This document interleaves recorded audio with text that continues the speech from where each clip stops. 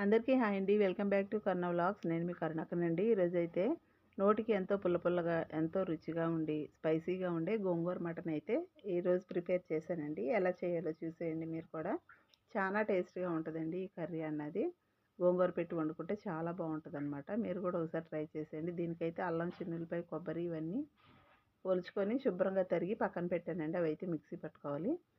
ఈ గోంగూర మటన్కి అండి ఎండుమిర్చి వేయించుకొని కారం పట్టుకొని వేసుకుంటే రుచి అన్నది చాలా బాగుంటుందండి. ఈ గోంగూర మటన్కనే కాదండి, ఈ మటన్ కర్రీస్ అయినా కానీ, మటన్ కానీ, చికెన్ కానీ ఇలా ఎండుమిర్చి అన్నది కలిపి పట్టుకుంటే చాలా బాగుంటుంది అనమాట. ఇప్పుడు వీటన్నిటిని అయితే మిక్సీ పట్టుకుందామండి, అల్లం చిన్నులపై వీటన్నిటిని. ఇప్పుడండి స్టవ్ వెలిగించుకొని ఒక డేక్ష అయితే పెట్టుకొని దానిలో ఆయిల్ అయితే వేసానండి. ఆయిల్ కొంచెం గోంగూరలోకి ఎక్కువే పట్టిద్దండి గోంగూర మటన్కి. ఈ ఆయిల్ కాగిన తర్వాత పచ్చిమిర్చి సన్నగా తరుక్కొని వేసానండి. ఉల్లిపాయలు కొంచెం పెద్ద ముక్కలుగా తరుక్కోవాలండి. ఇందులో మనం ఇందాక మసాలా పట్టాం కదా, అల్లం చిన్నులపాయ పేస్ట్, అదైతే వేసుకోవాలండి. దానిలో కొద్దిగా సాల్ట్, పసుపు వేసి కాసేపు అయితే లో ఫ్లేమ్లో ఉడికించుకోవాలి. మసాలాని కొద్దిగా కొత్తిమీర చల్లుకొని ఉడికించుకోవాలండి. ఈ గోంగూర మటన్లోకి అండి పచ్చిమిర్చి, కొత్తిమీర అనేది ఎక్కువగా ఉంటే చాలా బాగుంటుందండి. ఇప్పుడు దీన్ని లో ఫ్లేమ్లో ఉడికించుకోవాలి కాసేపు. ఇప్పుడు ఒకసారి అయితే తీసి చూద్దామండి ఉడికిందో లేదో. అడుగంటుతూ ఉంటుందండి, కొంచెం దగ్గరుండి చూసుకుంటూ ఉండాలన్నమాట దీన్ని. ఇప్పుడు ఇందులోకి అయితే నేను మటన్ అయితే పెట్టేసుకుందామండి. ఇందాకే మటన్ శుభ్రంగా కడిగి క్లీన్ చేసి పక్కన పెట్టేశానండి. అదైతే వేసేద్దాం ఇందులో. కొద్దిగా సాల్ట్ వేసుకొని మళ్ళీ మరి కాసేపు అయితే ఉడికించుకుందామండి.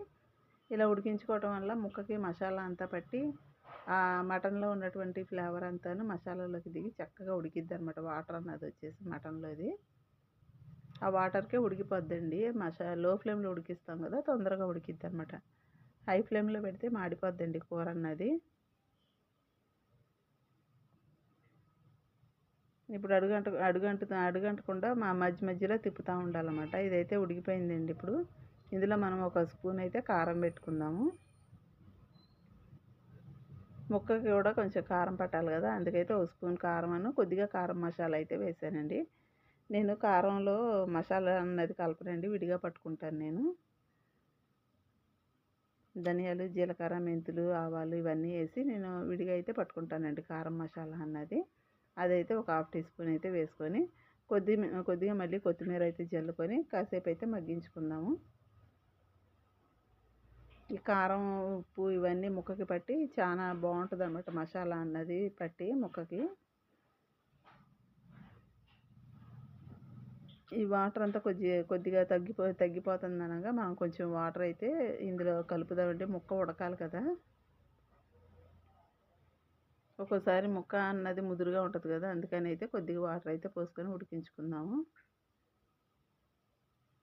ఈ వాటర్ అండి మామూలు కొద్దిగా గోరువెచ్చని నీళ్ళు అయితే పోసుకోవాలండి. మటన్లో కానీ, చికెన్లో కానీ, ఏదైనా నాన్ వెజ్ కూరలో, ఈ మటన్ చికెన్లో లేనండి కొద్దిగా గోరువెచ్చని నీళ్ళు పోస్తే కూర టేస్ట్ అనేది మారదండి. చన్నీళ్ళు పోస్తే ముక్క మళ్ళీ చప్పగా అయిపోద్ది అనమాట. ఈ కూర అంతా ఉడికిపోయింది కదా, నేను ఇందాక గోంగూర అంతా ఒలిచేసేసుకొని శుభ్రంగా కడిగి ఆరబెట్టానండి. ఆ గోంగూర అయితే ఇందులో పెట్టేసుకుందాము. ఇప్పుడు ఇందులో ఈ గోంగూర పెట్టగానే మనం ఇందాక కారం పట్టాం కదా, ఎండుమిర్చి, ఆ ఎండుమిర్చి కారం అయితే ఇందులో వేసేయాలండి.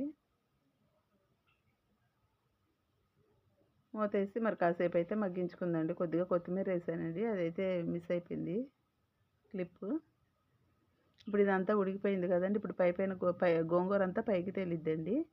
ఆ గోంగూరని కొద్దిగా తీసేసుకొని ఒక డేక్షాలోకి తీసుకొని దాన్ని అయితే రుబ్బేసుకుందామండి. మనం పప్పు గుత్తితో కానీ విస్కర్తో కానీ రుబ్బేసుకుంటే అయిపోతుంది అనమాట మెత్తగా.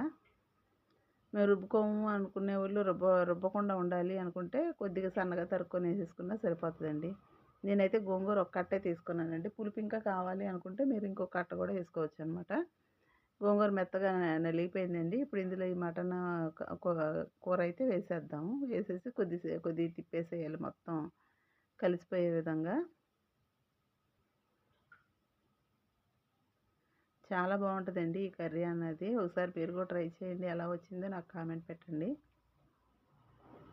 ఇలా వాటర్ పోసి ఉడికించడం వల్ల బోన్స్లో వాటిలో ఉండేటువంటి ఫ్లేవరు, రుచి, దానిలో ఉన్న స్పైసీనెస్ అంతాను ముక్కకు పట్టి చాలా టేస్టీగా ఉంటుందండి. నచ్చిందండి. నచ్చినట్లయితే నా ఛానల్ని సబ్స్క్రైబ్ చేసుకోండి, లైక్ చేయండి, షేర్ చేయండి. Thanks for watching.